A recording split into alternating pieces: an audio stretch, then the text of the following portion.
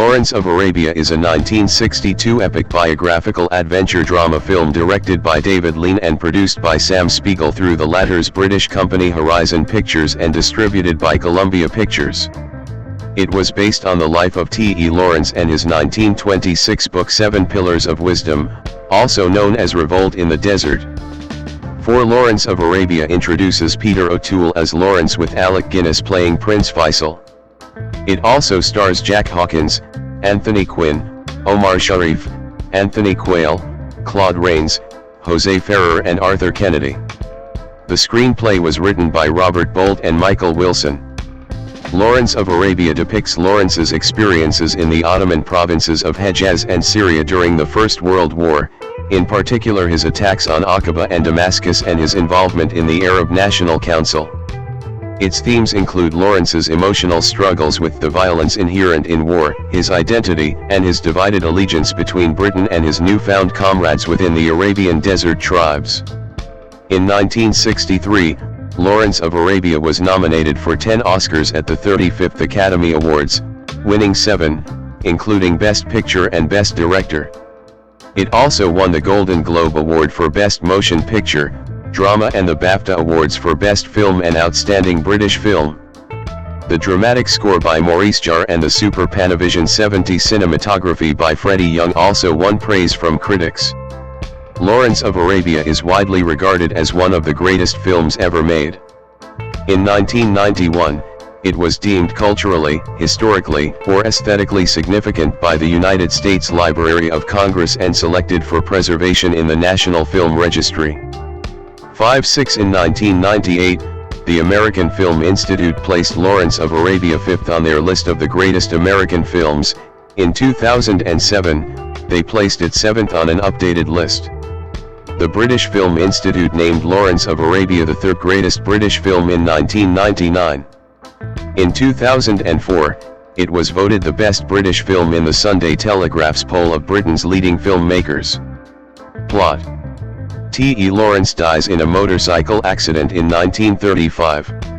At a memorial service at St. Paul's Cathedral, it becomes clear that several influential Britons dislike him. During the First World War, Lawrence is a misfit lieutenant in the British Army, notable for his effrontery and education. Mr. Dryden of the Arab Bureau sends him to meet with Colonel Harry Brighton, who advises Prince Faisal in his revolt against the Turks. Lawrence is outraged when his guide is killed by Sharif Ali ibn al-Quraysh for drinking from the latter's well. Lawrence accuses Ali of being a barbarian and is dismayed to learn that the latter is Faisal's advisor. Relations between the United Kingdom and the Arabs are tense.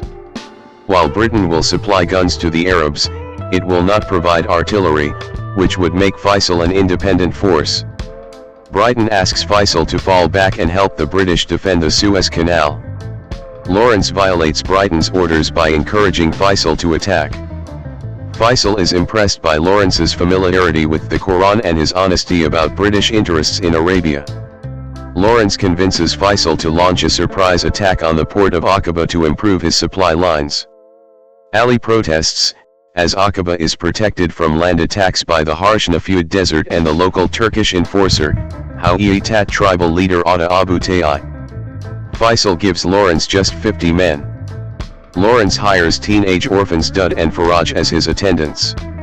During the march to Aqaba, Lawrence wins over Faisal's men by turning back into the desert to rescue Qasim.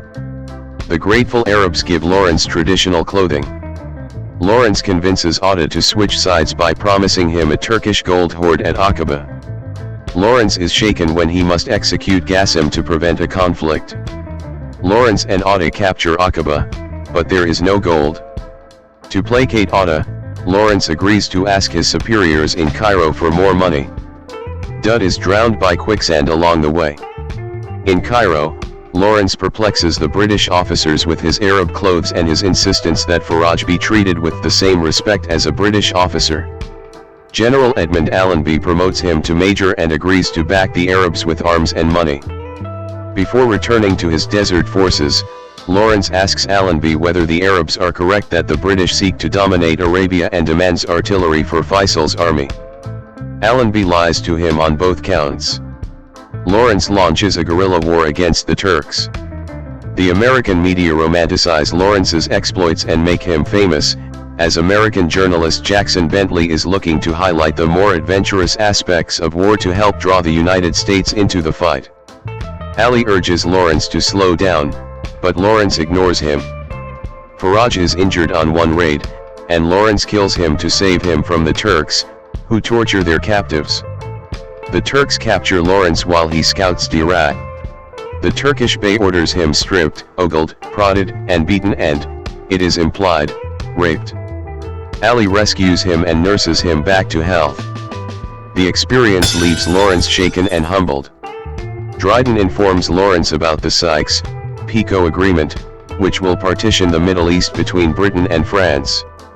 Allenby urges Lawrence to return to Arabia to support the big push on Damascus. Lawrence feels betrayed but complies. He recruits an army with little interest in Arab liberation. Lawrence hopes that if the Arabs can take Damascus before the British, they will be able to demand an independent Arab state. Lawrence's army sights a column of retreating Turkish soldiers who have just massacred the residents of Tafaz. One of Lawrence's men is from Tafaz and demands no prisoners. Ali insists on proceeding to Damascus, but the man charges alone and is killed. Lawrence takes up his battle cry, and the Arabs massacre the Turks. The Arabs beat the British to Damascus. Lawrence advises them to run the city without British support, but the tribesmen bicker constantly, the public utilities fail, and the understaffed hospitals barely function. Faisal discards Lawrence's dream of Arab independence in exchange for British support. Lawrence returns to the British Army. The British promote Lawrence to colonel and order him to Britain. As he leaves Damascus, he looks longingly at the departing Arabs before his car is passed by a motorcyclist. Cast: Peter O'Toole as T.E. Lawrence. Albert Finney was a virtual unknown at the time, but he was Lean's first choice to play Lawrence. Finney underwent a successful screen test but turned down the part as he did not want to sign a long-term contract with producer Sam Spiegel. Marlon Brando was also offered the part, while Anthony Perkins and Montgomery Clift were briefly considered before O'Toole was cast. Spiegel disliked Clift, having worked with him on Suddenly, last summer, 1959. Alec Guinness had played Lawrence in the play Ross and was briefly considered for the part, but Lean and Spiegel thought him too old. Lean had seen O'Toole in The Day They Robbed the Bank of England, 1960, and was bowled over by his screen test, proclaiming, "This is Lawrence." Spiegel eventually acceded to Lean's choice. Pictures of Lawrence suggest also that O'Toole bore some resemblance to him, though at 6 feet 2 inches, 1.88 m, tall O'Toole was significantly taller than Lawrence. O'Toole's looks prompted a different reaction from Noel Coward, who quipped after seeing the premiere of the film, "If you had been any prettier, the film would have been called Florence of Arabia." 9. Alec Guinness as Prince Faisal in the credits. Faisal was originally to be portrayed by Laurence Olivier. Guinness had performed in other David Lean films, and he got the part when Olivier dropped out. Guinness was made up to look as much like the real Faisal as possible. He recorded in his diaries that while shooting in Jordan he met several people who had known Faisal who actually mistook him for the late prince. Guinness said in interviews that he developed his Arab accent from a conversation that he had with Omar Sharif. 10. Anthony Quinn as Atta Abu Ta'i. Quinn got very much into his role. He spent hours applying his own makeup, using a photograph of the real Atta to make himself look as much like him as he could. One anecdote has Quinn arriving on set for the first time in full costume, whereupon Lean mistook him for a native and asked his assistant to ring Quinn and notify him that they were replacing him with the new arrival. Citation needed. Jack Hawkins as General Edmund Allenby. Spiegel pushed Lean to cast Cary Grant or Laurence Olivier, who was engaged at the Chichester Festival Theatre and declined. Lean convinced him to choose Hawkins because of his work for them on the bridge on the River Kwai, 1957. Hawkins shaved his head for the role and reportedly clashed with Lean several times during filming. Guinness recounted that Hawkins was reprimanded by Lean for celebrating the end of a day's filming with an impromptu dance. Hawkins became close friends with O'Toole during filming, and the two often improvised dialogue during takes, to Lean's dismay. Citation needed. Omar Sharif as Sharif Ali ibn al-Quraysh. The role was offered to many actors before Sharif was cast. Horst Buchholz was the first choice but had already signed on for the film 1, 2, 3. Alain Delon had a successful screen test but ultimately declined because of the brown contact lenses he would have had to wear. Maurice Ronette and Dilip Kumar were also considered. 11 Sharif, who was already a major star in the Middle East, was originally cast as Lawrence's guide Tafaz, but when the other actors proved unsuitable, Sharif was shifted to the part of Ali. An amalgamation of numerous Arab leaders, particularly Faisal's cousin Sharif Nasser, who led the Harith forces in the attack on Aqaba. This character was created largely because Lawrence did not serve with any single Arab leader aside from Atta throughout the majority of the war. Most such leaders were combined into Ali's character. Citation needed. Jose Ferrer as the Turkish Bey. Ferrer was initially dissatisfied with the small size of his part and accepted the role only on the condition of being paid $25,000, more than O'Toole and Sharif combined, plus a Porsche. 12 afterwards, Ferrer considered this his best film performance, saying in an interview, "If I was to be judged by any one film performance, it would be my 5 minutes in Lawrence." Peter O'Toole once said that he learned more about screen acting from Ferrer than he could in any acting class. According to Lawrence in 7 Pillars of Wisdom, this was General Hajim Bey, in Turkish, Hasim Muhyiddin Bey, though the film does not name him. Biographers including Jeremy Wilson and John Mack have argued that Lawrence's account is to be believed. Others including Michael Asher and Lawrence James argue that contemporary evidence suggests that Lawrence never went to Derat at this time and that the story is invented. Citation needed. Anthony Quayle as Colonel Harry Brighton. Quayle, a veteran of military roles, was cast after Jack Hawkins, the original choice, was shifted to the part of Allenby. Quayle and Lean argued over how to portray the character, with Lean feeling Brighton to be an honorable character, while Quayle thought him an idiot. He is in essence a composite of all of the British officers who served in the Middle East with Lawrence, most notably Lieutenant Colonel S.F. Newcomb. In Michael Wilson's original script, the character was named Colonel Newcomb before Robert Bolt changed it. Like Brighton in the film, Newcomb was Lawrence's predecessor as liaison to the Arab Revolt. He and many of his men were captured by the Turks in 1916, but Newcomb escaped. Brighton was created to represent how ordinary British soldiers would feel about a man like Lawrence, impressed by his accomplishments but repulsed by his affected manner. Citation needed. Claude Rains as Mr. Dryden. Like Sharif Ali and Colonel Brighton, Dryden was an amalgamation of several historical figures, primarily Ronald Storrs, a member of the Arab Bureau, but also David Hogarth, an archaeologist friend of Lawrence, Henry McMahon, the High Commissioner of Egypt who negotiated the McMahon-Hussein correspondence which began the Arab Revolt, and Mark Sykes, who helped draw up the Sykes-Picot Agreement which partitioned the post-war Middle East. Robert Bolt stated that the character was created to represent the civilian and political wing of British interests, to balance Allenby's military objectives. 13. Arthur Kennedy as Jackson Bentley. In the early days of the production, when the Bentley character had a more prominent role, Kirk Douglas was considered for the part. Douglas expressed interest but demanded a star salary and the highest billing after O'Toole and thus was turned down by Spiegel. Later, Edmund O'Brien was cast in the part. 14. O'Brien filmed the Jerusalem scene and, according to Omar Sharif, Bentley's political discussion with Ali, but he suffered a heart attack on location and had to be replaced at the last moment by Kennedy, who was recommended to Lean by Anthony Quinn. 15. The character was based on famed American journalist Lowell Thomas, whose reports helped make Lawrence famous. Thomas was a young man at the time who spent only weeks at most with Lawrence in the field, unlike Bentley, who is a middle-aged man present for all of Lawrence's later campaigns. Bentley was the narrator in Wilson's original script, but Bolt reduced his role significantly in the final treatment. Donald Woolfett as General Archibald Murray. He releases Lawrence to Mr. Dryden. I.S. Johar as Gassim. Johar was a well-known Indian actor who occasionally appeared in international productions. Gamal Ratib as Majid. Ratib was a veteran Egyptian actor.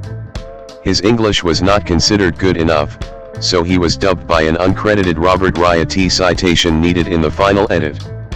Michel Ray as Faraj. At the time, Ray was a rising Anglo-Brazilian actor who had appeared in several films, including Irving Rapper's The Brave One, 1956, and Anthony Mann's The Tin Star, 1957. John Dimke as Dud. Zia Mohyuddin as Tafaz. Mohyuddin, one of Pakistan's best-known actors, played a character based on Lawrence's actual guide, Sheikh Abaid el-Rashid of the Hazami branch of the Beni Salem, whom Lawrence referred to as Tafaz several times in Seven Pillars. Howard Marion Crawford as the medical officer. He was cast at the last minute during the filming of the Damascus scenes in Seville. The character was based on an officer mentioned in an incident in Seven Pillars of Wisdom. Lawrence's meeting the officer again while in British uniform was an invention of the script. Jack Gwilym as the club secretary. Gwilym was recommended to Lean for the film by close friend Quayle. Hugh Miller as the RAMC colonel. He worked on several of Lean's films as a dialogue coach and was one of several members of the film crew to be given bit parts, see below. Peter Burton as a Damascus Sheik, uncredited. Kenneth Fortescue as Allenby's aide, uncredited, 16. Harry Fowler as Corporal William Potter, uncredited, 17. Jack Headley as a reporter, uncredited. Ian McNaughton as Corporal Michael George Hartley, Lawrence's companion in O'Toole's first scene, uncredited. Henry Oscar as Silayam, Faisal's servant, uncredited. Norman Rossington as Corporal Jenkins, uncredited, 16. John Ruddock as Elder Harith, uncredited, 16. Fernando Sancho as the Turkish sergeant, uncredited. Stuart Saunders as the regimental sergeant major, uncredited. Brian Pringle as the driver of the car which takes Lawrence away at the end of the film, uncredited. The crew consisted of over 200 people. Including cast and extras, over 1,000 people worked on the film. 18 members of the crew portrayed minor characters. First Assistant Director Roy Stevens played the truck driver who transports Lawrence and Faraj to the Cairo HQ at the end of Act I, the sergeant who stops Lawrence and Faraj. "Where do you think you're going to, Mustafa?" Is construction assistant Fred Bennett, and screenwriter Robert Bolt has a wordless cameo as one of the officers watching Allenby and Lawrence confer in the courtyard. He is smoking a pipe. 19 Steve Birtles, the film's gaffer, played the motorcyclist at the Suez Canal. Lean is rumored to have provided the cyclist's voice shouting "Who are you?" Continuity supervisor Barbara Cole appeared as one of the nurses in the Damascus hospital scene. Citation needed. Historical accuracy. Most of the film's characters are based on historical figures but to varying degrees.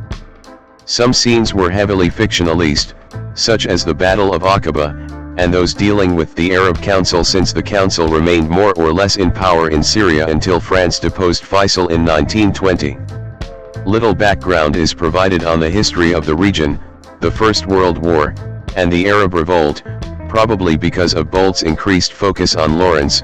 Wilson's draft script had a broader, more politicist version of events. Citation needed. The second half of the film focuses on Lawrence's disillusionment as his attempts to convert battlefield victories into the basis for an independent Arab state fail. The film's timeline inaccurately depicts the chronology of the Arab Revolt and First World War, as well as the geography of the Hejaz region. Bentley's meeting with Faisal, in which he mentions that the United States has not yet entered the war, is in late 1917, after the fall of Aqaba, months after the American entry into the war. Lawrence's involvement in the Arab Revolt prior to the attack on Aqaba is absent, as are his involvement in the seizures of Yenbo and Waj. The rescue and the execution of Gassim are based on two incidents that were conflated for dramatic reasons. The film shows Lawrence representing the Allied cause in the Hejaz almost alone, with Colonel Brighton, Anthony Quayle, as the only British officer there to assist him.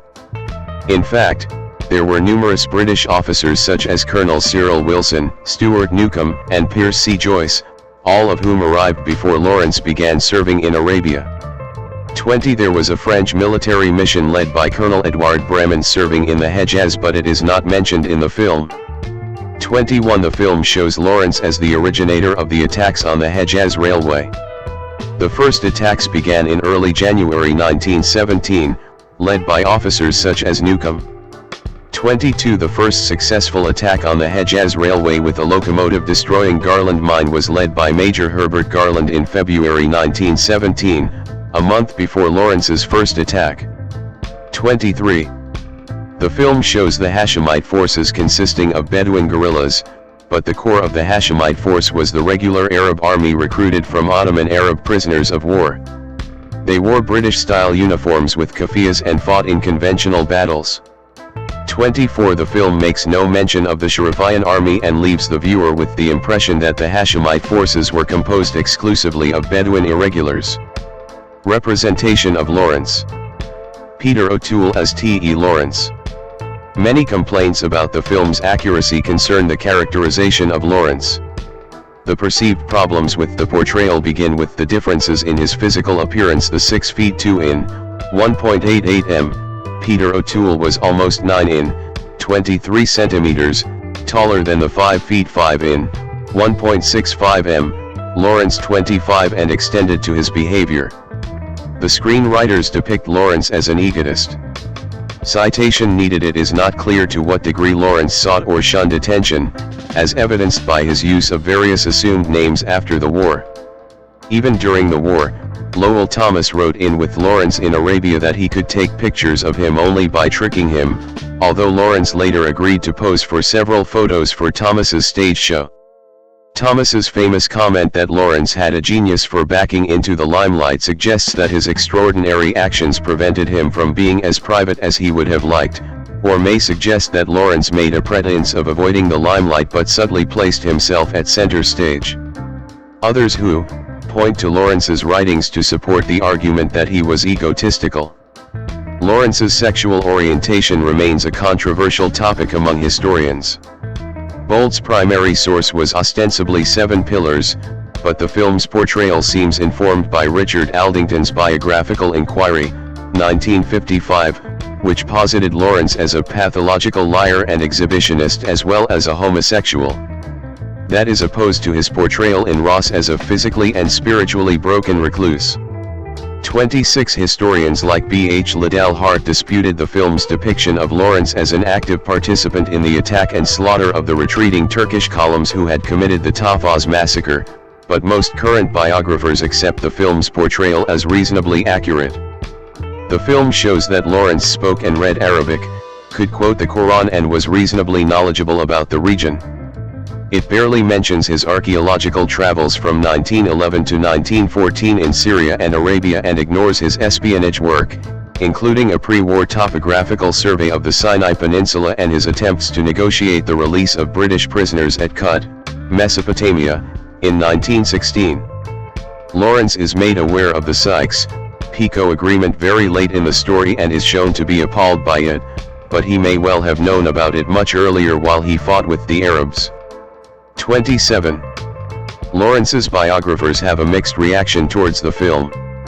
The authorized biographer Jeremy Wilson noted that the film has undoubtedly influenced the perceptions of some subsequent biographers, such as the depiction of the film's Ali being a real rather than a composite character and the highlighting of the Dira incident.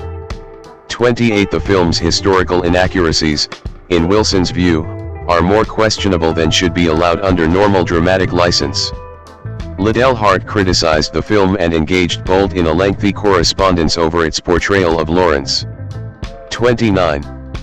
Representation of other characters. The film portrays Allenby as cynical and manipulative with a superior attitude to Lawrence, but there is much evidence that Allenby and Lawrence liked and respected each other.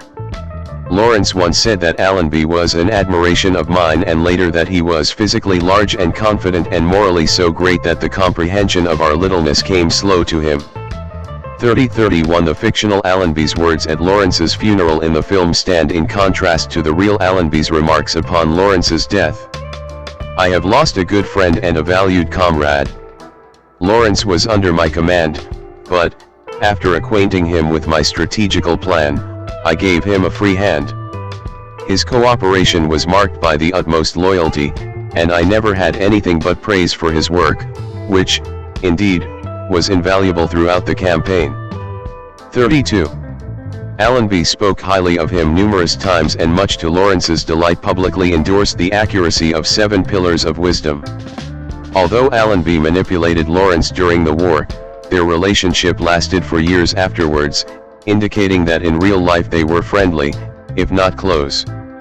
The Allenby family was particularly upset by the Damascus scenes, in which Allenby coldly allows the town to fall into chaos as the Arab Council collapses. 33. Murray was initially skeptical of the Arab revolt's potential but thought highly of Lawrence's abilities as an intelligence officer. It was largely through Lawrence's persuasion that Murray came to support the revolt. The intense dislike shown toward Lawrence in the film is the opposite of Murray's real feelings, but Lawrence seemed not to hold Murray in any high regard. Citation needed.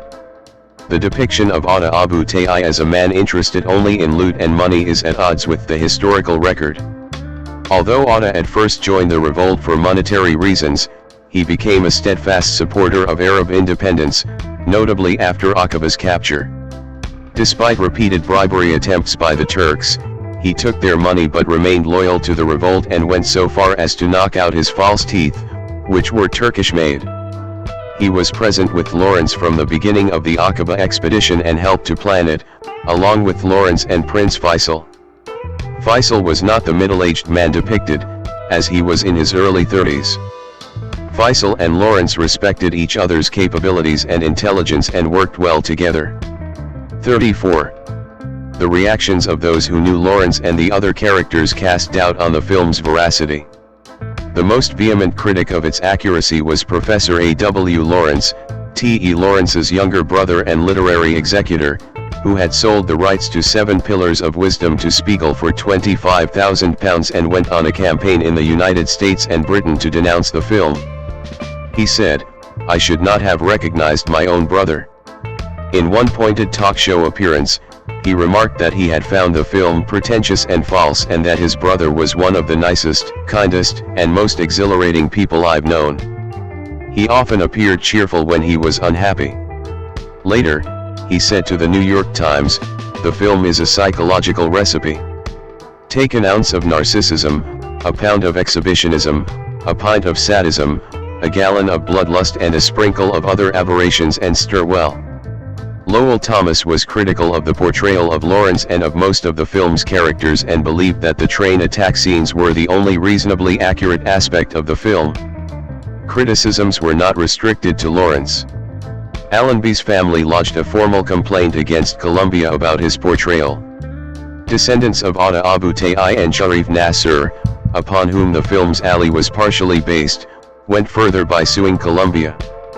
The Atta case went on for almost 10 years before it was dropped. 35. The film has its defenders. Biographer Michael Korda, the author of Hero, The Life and Legend of Lawrence of Arabia, offers a different opinion. The film is neither the full story of Lawrence's life or a completely accurate account of the 2 years he spent fighting with the Arabs. Korda said that criticizing its inaccuracy misses the point. The object was to produce, not a faithful docudrama that would educate the audience, but a hit picture.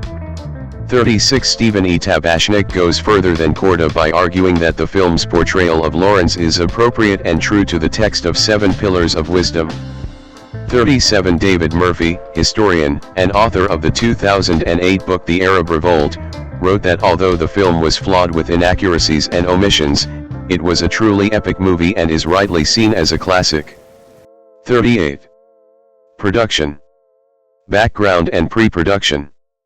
Previous films about T.E. Lawrence had been planned but had not been made. In the 1940s, Alexander Korda was interested in filming The Seven Pillars of Wisdom with Laurence Olivier, Leslie Howard, or Robert Donat as Lawrence, but had to pull out owing to financial difficulties. David Lean had been approached to direct a 1952 version for the Rank organization, but the project fell through. 39 At the same time as pre-production of the film, Terence Rattigan was developing his play Ross, which centered primarily on Lawrence's alleged homosexuality. Ross had begun as a screenplay but was rewritten for the stage when the film project fell through. Sam Spiegel grew furious and attempted to have the play suppressed, which helped to gain publicity for the film. 40 Dirk Bogarde had accepted the role in Ross. He described the cancellation of the project as my bitterest disappointment. Alec Guinness played the role on stage. 41. Lean and Sam Spiegel had worked together on The Bridge on the River Kwai and decided to collaborate again. For a time, Lean was interested in a biopic of Gandhi, with Alec Guinness to play the title role and Emmerich Pressburger writing the screenplay. He eventually lost interest in the project, despite extensive pre-production work, including location scouting in India and a meeting with Jawaharlal Nehru. 42 Lean then returned his attention to T.E. Lawrence. Columbia Pictures had an interest in a Lawrence project dating back to the early 50s, and the project got underway when Spiegel convinced a reluctant A.W. Lawrence to sell the rights to Seven Pillars of Wisdom for £22,500. 43. Michael Wilson wrote the original draft of the screenplay. Lean was dissatisfied with Wilson's work, primarily because his treatment focused on the historical and political aspects of the Arab Revolt. Lean hired Robert Bolt to rewrite the script to make it a character study of Lawrence. Many of the characters and scenes are Wilson's invention, but virtually all of the dialogue in the finished film was written by Bolt. 44. Lean reportedly watched John Ford's 1956 film The Searchers to help him develop ideas as to how to shoot the film. Several scenes directly recall Ford's film, most notably Ali's entrance at the well and the composition of many of the desert scenes and the dramatic exit from Wadi Rum. Lean biographer Kevin Brownlow noted a physical similarity between Wadi Rum and Ford's Monument Valley. 45. In an interview with The Washington Post in 1989, Lean said that Lawrence and Ali were written as being in a gay relationship. When asked about whether the film was pervasively homoerotic, Lean responded, "Yes.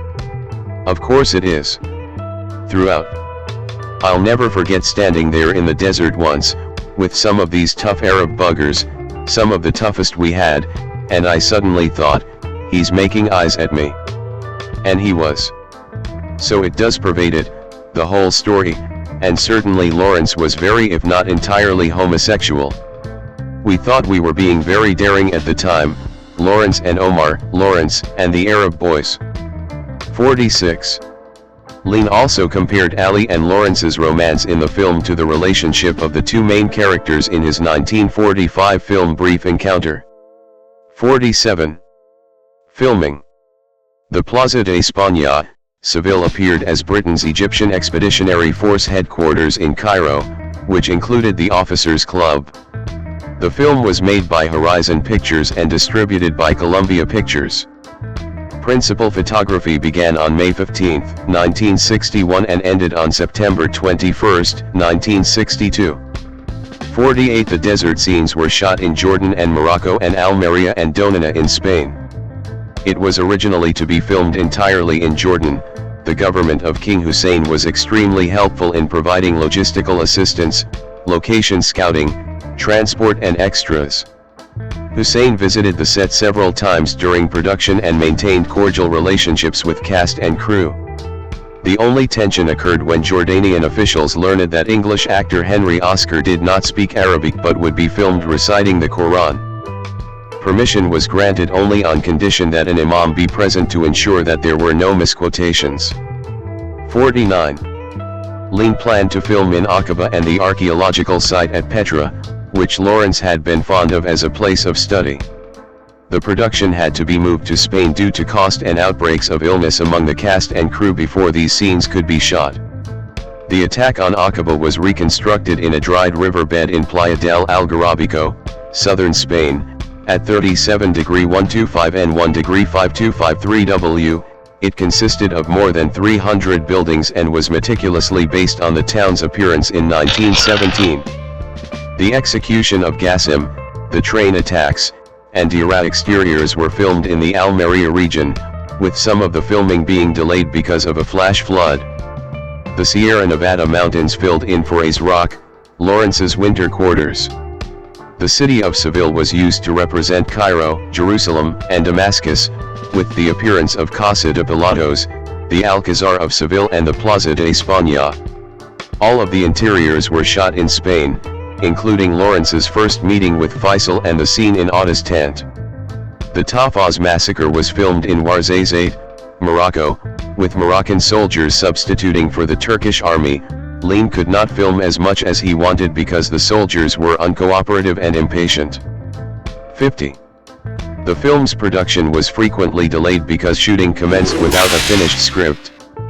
Wilson quit early in the production and the playwright Beverly Cross worked on the script in the interim before Bolt took over, although none of Cross's material made it to the film.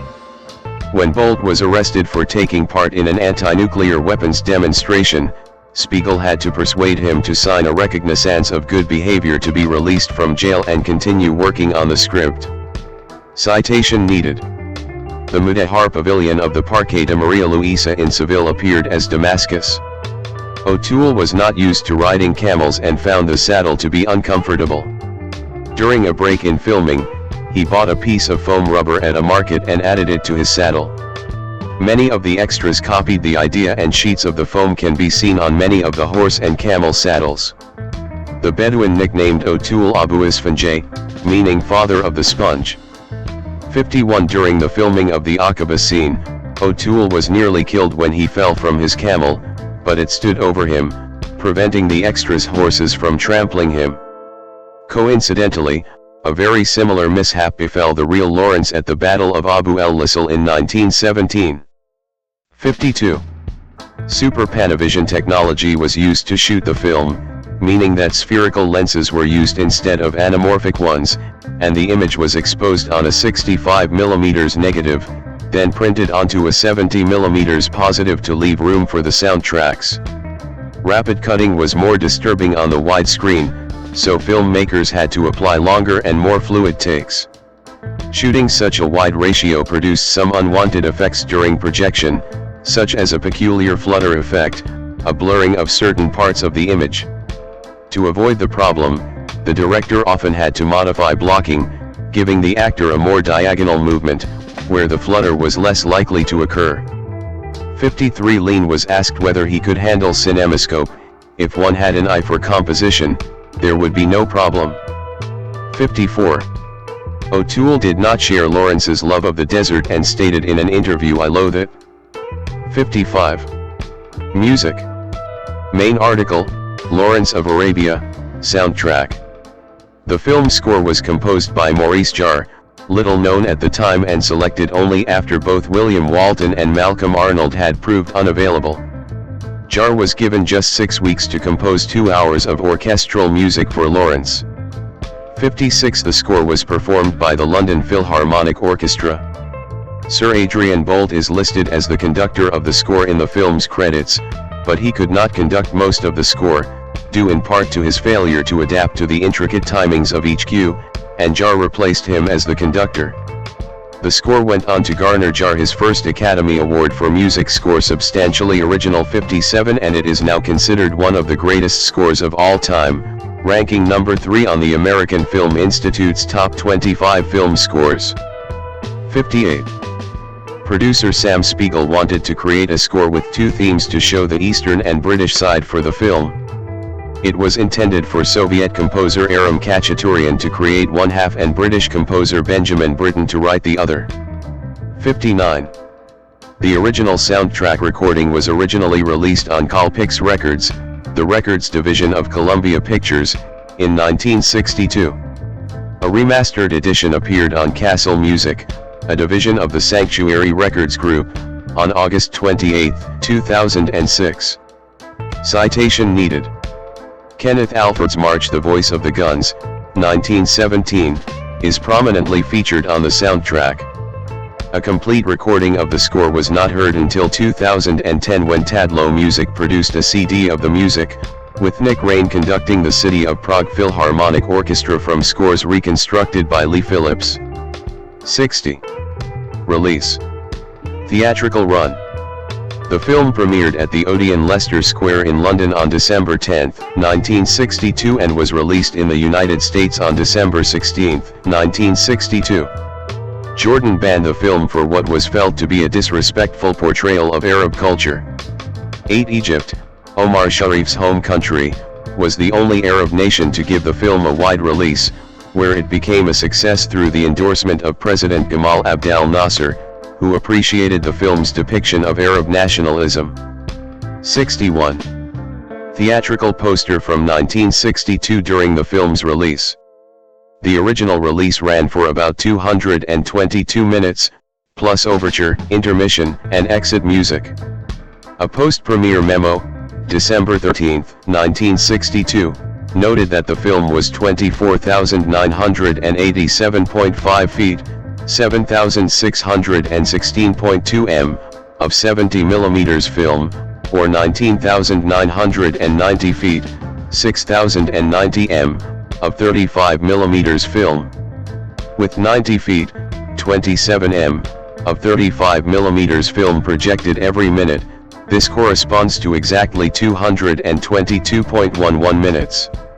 Richard May, the Vice President of Film Preservation at Warner Brothers, sent an email to Robert Morris, co-author of a book on Lawrence of Arabia, in which he noted that Gone with the Wind, 1939, was never edited after its premiere and is 19,884 feet, 6,061 m, of 35mm film, without leaders, overture, intermission, entr'acte, or walkout music, corresponding to 220.93 minutes.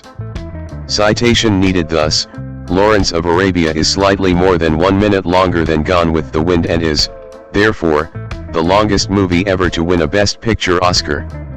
62. In January 1963, Lawrence of Arabia was released in a version edited by 20 minutes.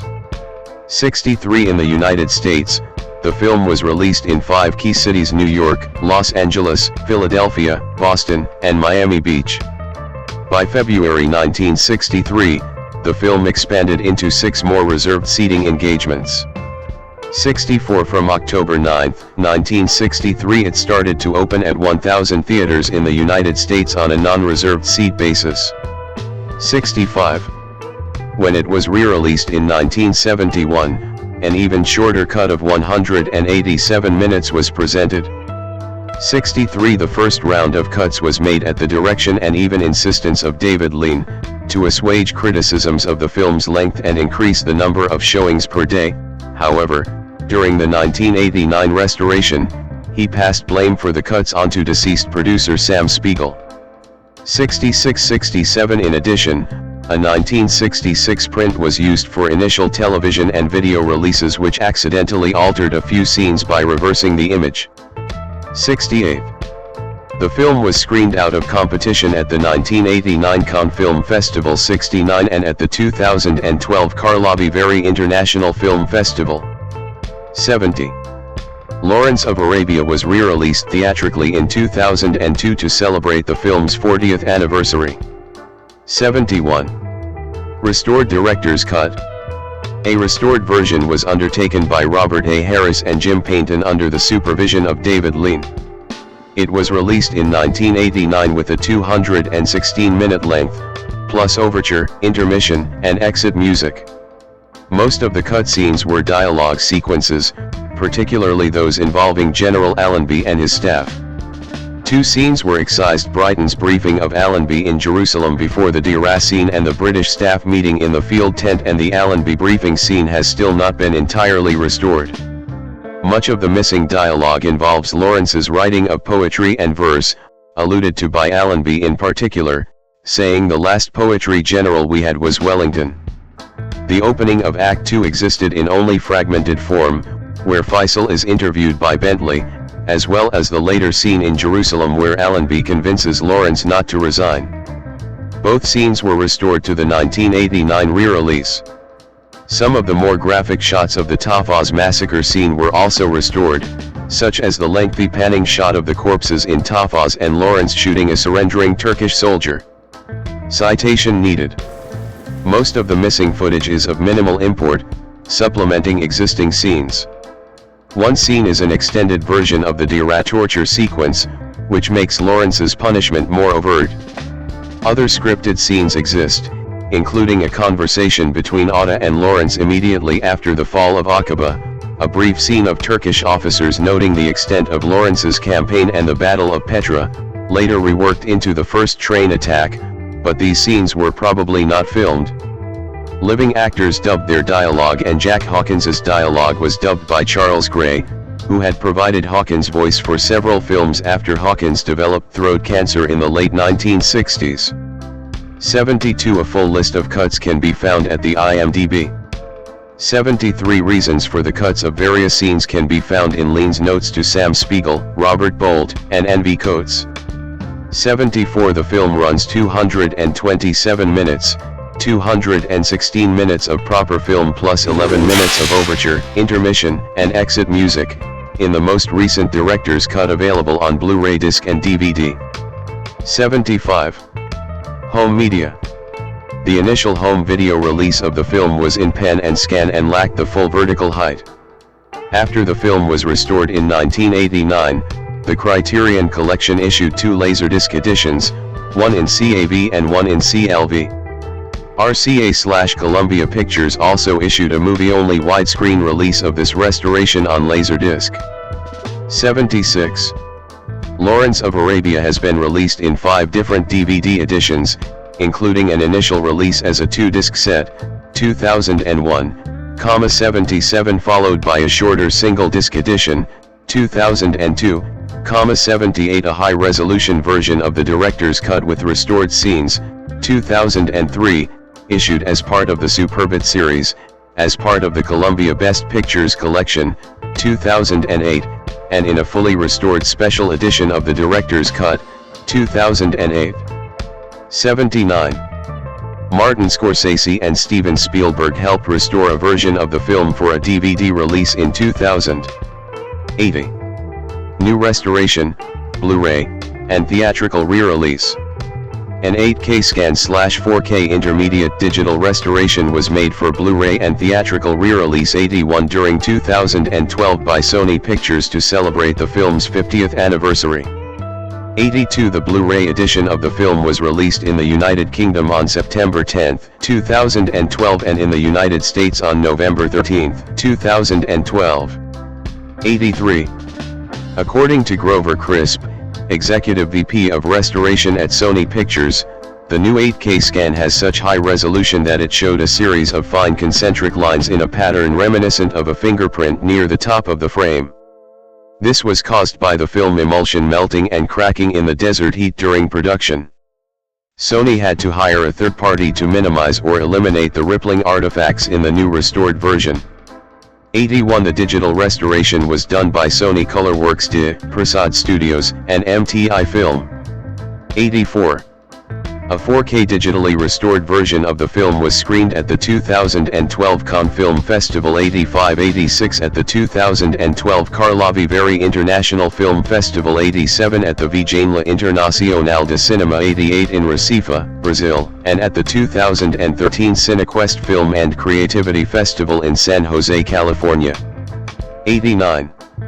In 2020, Sony Pictures reissued the film on a multi-film 4K UHD Blu-ray release called the Columbia Classics 4K Ultra HD Collection, which included other historically significant films from their library such as Dr. Strangelove, 1964, and Mr. Smith Goes to Washington, 1939. 90 In honor of the film's 60th anniversary, the film was re-released in an individual 4-disc steelbook set by Sony Pictures, with the same substantial collection of special features as the corrected bonus disc for the Columbia Classics release. 91. Reception. Box office. During its initial theatrical run, the film earned $15 million in box office rentals in the United States and Canada. 92. Critical reaction. Bosley Crowther of the New York Times called the film vast, awe-inspiring, beautiful with ever-changing hues, exhausting and barren of humanity. He further wrote Lawrence's characterization was lost within the spectacle, writing the film reduces a legendary figure to conventional movie hero size amidst magnificent and exotic scenery but a conventional lot of action film cliches. 93 Similarly, Variety wrote that the film was a sweepingly produced, directed, and lensed job. Authentic desert locations, a stellar cast and an intriguing subject combined to put this into the blockbuster league. However, it later noted Bolt's screenplay does not tell the audience anything much new about Lawrence of Arabia nor does it offer any opinion or theory about the character of this man or the motivation for his actions. 94 Philip K. Scheuer of the Los Angeles Times wrote, "It is also one of the most magnificent pictures, if not the most magnificent, and one of the most exasperating. The awesome majesty of the landscapes in Jordan and elsewhere, the mass movements of Bedouins and British and Turks with, of course, the ever-present camels, sweep against the eye long after one has lost the ability to exclaim in astonishment over them. And all this is Technicolor and Super Panavision 70, the finest process, under F.A. Young as director of photography. Maurice Jarre composed a score to match." 95. A review in Time magazine felt that while Lawrence of Arabia falls far short of Quinn in dramatic impact, it nevertheless presents a vivid and intelligent spectacle. It further praised O'Toole's performance, writing he continually dominates the screen, and he dominates it with professional skill, Irish charm, and smashing good looks. 96 Chicago Tribune wrote the photography was no less than superb and felt the script is taut and expressive and the musical score deftly attuned to the tale. Director David Lean has molded his massive material with skill, but personally I felt the film was too long. The running time is 221 minutes, or 20 minutes short of 4 hours and in the latter part, unnecessarily bloody. 97. A review in Newsweek praised the film as an admirably serious film. The size, the scope, the fantastical scale of his personality and his achievement is triumphantly there. It also praised the ensemble cast as all as good as they ought to be. And Peter O'Toole is not only good, he is an unnerving look-alike of the real Lawrence. He is reliably unreliable, steadily mercurial. 98. In 1998, the American Film Institute, AFI, ranked Lawrence of Arabia in 5th place in their list of 100 years, 100 movies. In 2006, AFI ranked the film number 30 on its list of most inspiring movies. 99 In 2007, it was ranked in 7th place in their updated list and listed as the first of the greatest American films of the epic genre. 100 In 1991, the film was deemed culturally, historically, or aesthetically significant by the Library of Congress and selected for preservation in the United States National Film Registry. 6 In 1999, the film placed third in the British Film Institute's poll of the best British films of the 20th century. In 2001, the magazine Total Film called it as shockingly beautiful and hugely intelligent as any film ever made and faultless. 101. It was ranked in the top 10 films of all time in the 2002 Sight and Sound Directors Poll. 102 In 2004, it was voted the best British film of all time by over 200 respondents in the Sunday Telegraph poll of Britain's leading filmmakers. 103 O'Toole's performance is often considered one of the greatest in cinema history, topping lists from Entertainment Weekly and Premiere. T.E. Lawrence, portrayed by O'Toole, was selected as the 10th greatest hero in cinema history by the American Film Institute. 104 In 2012, the Motion Picture Editors Guild listed the film as the 7th best edited of all time based on a survey of its membership. 105 In March 2024, Robbie Collin of The Telegraph ranked Lawrence of Arabia as the greatest biographical film of all time. 106. Lawrence of Arabia is currently one of the highest rated films on Metacritic. It holds a perfect 100 rating based on 8 reviews for the 40th anniversary re-release. 107. It has a 93% approval rating on Rotten Tomatoes based on 132 reviews, with an average rating of 9.30/10. Its critical consensus reads, "The epic of all epics, Lawrence of Arabia cements director David Lean's status in the filmmaking pantheon with nearly 4 hours of grand scope, brilliant performances, and beautiful cinematography." 108. The Japanese filmmaker Akira Kurosawa cited this movie as one of his 100 favorite films. Peter Seamus O'Toole, August 2, 1932 to December 14, 2013, was an English actor known for his leading roles on stage and screen. His numerous accolades include the Academy Honorary Award, a BAFTA Award, a Primetime Emmy Award, and 4 Golden Globe Awards, as well as nominations for a Grammy Award and a Laurence Olivier Award. O'Toole started his training at the Royal Academy of Dramatic Art, RADA, in London and began working in the theatre, gaining recognition as a Shakespearean actor at the Bristol Old Vic and with the English Stage Company. In 1959, he made his West End debut in The Long and the Short and the Tall, and played the title role in Hamlet in the National Theatre's first production in 1963. Excelling on stage, O'Toole was known for his Hellraiser lifestyle offstage. 2. He received a nomination for the Laurence Olivier Award for Best Comedy Performance for his portrayal of Geoffrey Bernard in the play Geoffrey Bernard is Unwell, 1990. Making his film debut in 1959, O'Toole received his first Academy Award for Best Actor nomination for portraying T.E. Lawrence in the historical epic Lawrence of Arabia, 1962. He was further Oscar nominated for playing King Henry II in both Becket, 1964, and The Lion in Winter, 1968, a public school teacher in Goodbye, Mr. Chips, 1969, a paranoid schizophrenic in The Ruling Class, 1972, a ruthless film director in The Stunt Man, 1980, a film actor in My Favorite Year, 1982, and an elderly man in Venus, 2006. He holds the record for the most Oscar nominations for acting without a win, tied with Glenn Close. In 2002, he was awarded the Academy Honorary Award for his career achievements. 3. O'Toole also starred in films such as What's New Pussycat? 1965, How to Steal a Million, 1966, Man of La Mancha, 1972, Caligula, 1979, Zulu Dawn, 1979, and Supergirl, 1984, with supporting roles in The Last Emperor, 1987, Bright Young Things, 2003, Troy, 2004, Stardust, 2007, and Dean Spanley, 2008.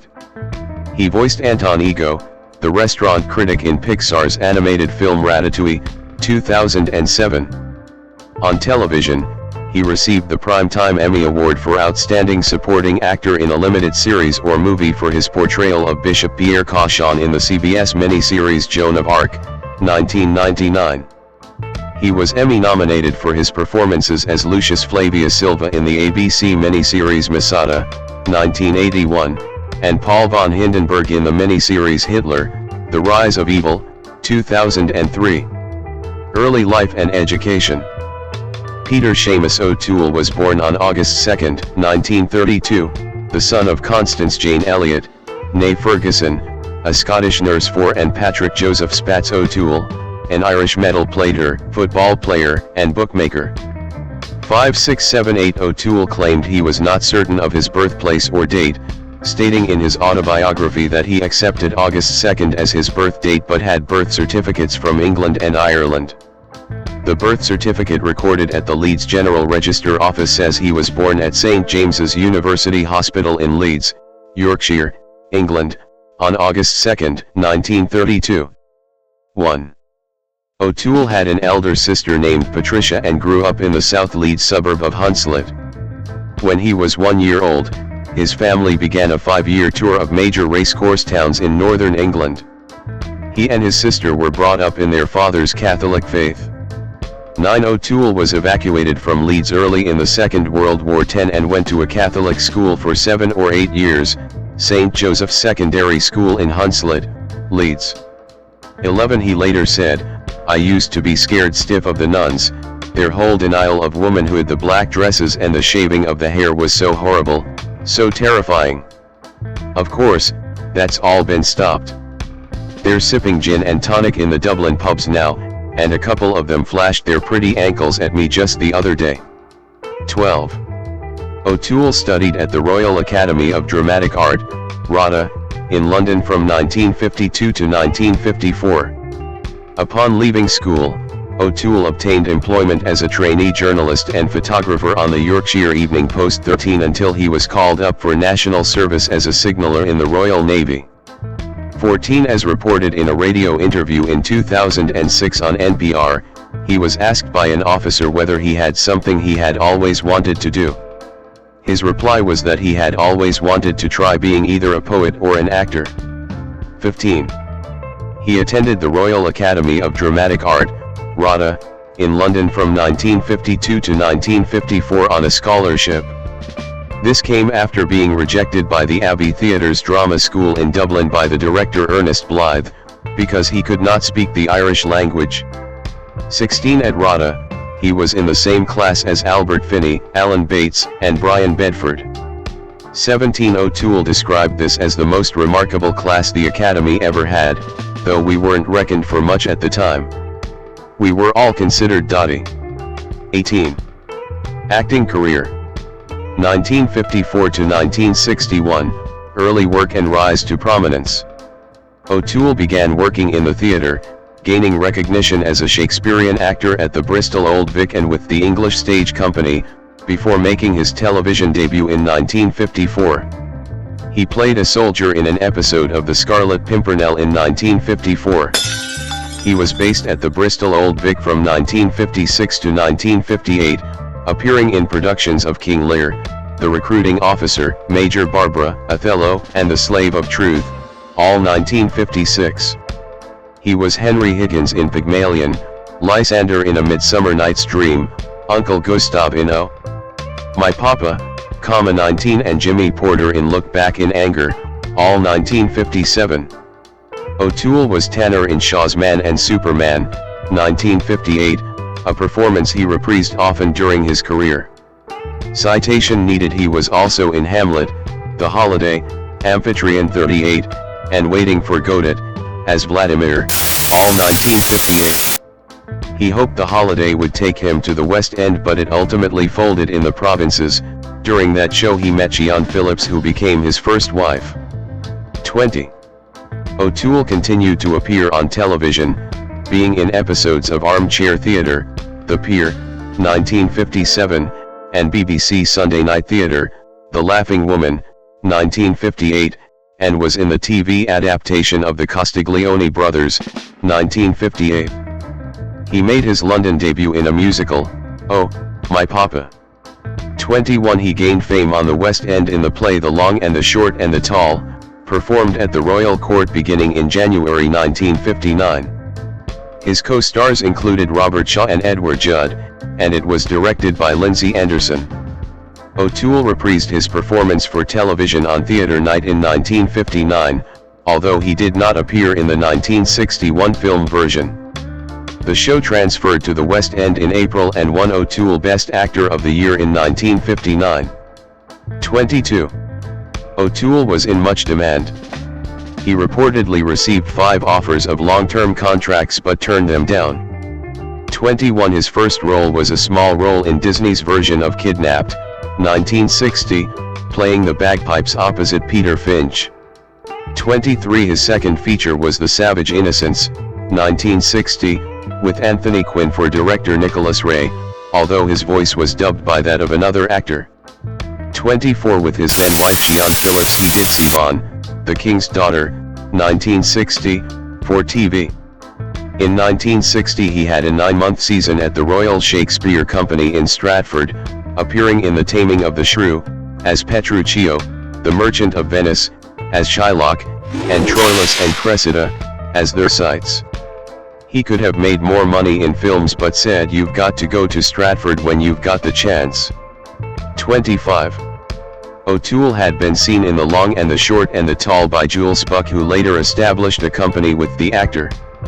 23-26 Buck cast O'Toole in The Day They Robbed the Bank of England, 1960, a heist thriller from director John Guillermin. O'Toole was billed third, beneath Aldo Ray and Elizabeth Sellers. 27 The following year he appeared in several episodes of the TV series Rendezvous, and of A Good Man, Once a Horseplayer, London, New York. 28 He lost the role in the film adaptation of Long and the Short and the Tall to Lawrence Harvey. 23 It broke my heart, he said later. 25. 1962 to 1972, Lawrence of Arabia and Stardom. O'Toole as T.E. Lawrence in Lawrence of Arabia, 1962.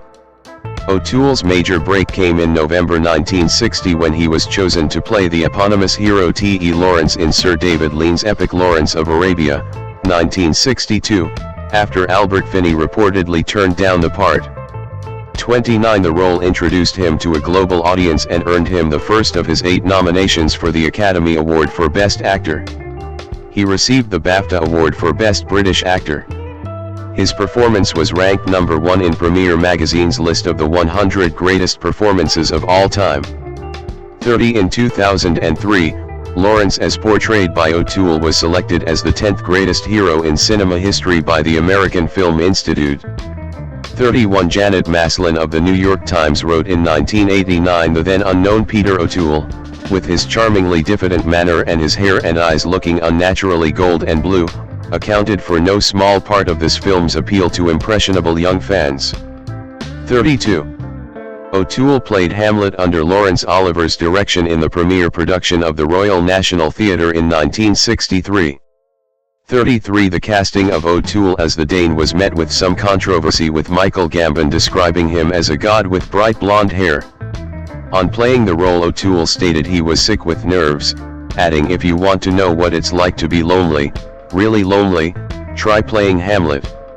The Times wrote, "Mr. O'Toole, like Olivier, is an electrifyingly outgoing actor, and it is a surprise to see him make his first appearance, with his features twisted into melancholy." 34 He performed in Bale, 1963, at the Phoenix Theatre. 35. O'Toole in the TV film Present Laughter, 1968.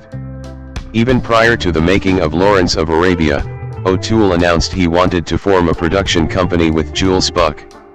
In November 1961 they said their company, known as Keep Films, also known as Tricolor Productions, would make a film starring Terry Thomas, Operation Snatch. 36 In 1962 O'Toole and Buck announced they wanted to make a version of Waiting for Godot for £80,000. 37 The film was never made. Instead their first production was Beckett, 1964, where O'Toole played King Henry II opposite Richard Burton. The film, done in association with Hal Wallace, was a financial success. 26-38. O'Toole turned down the lead role in The Cardinal, 1963.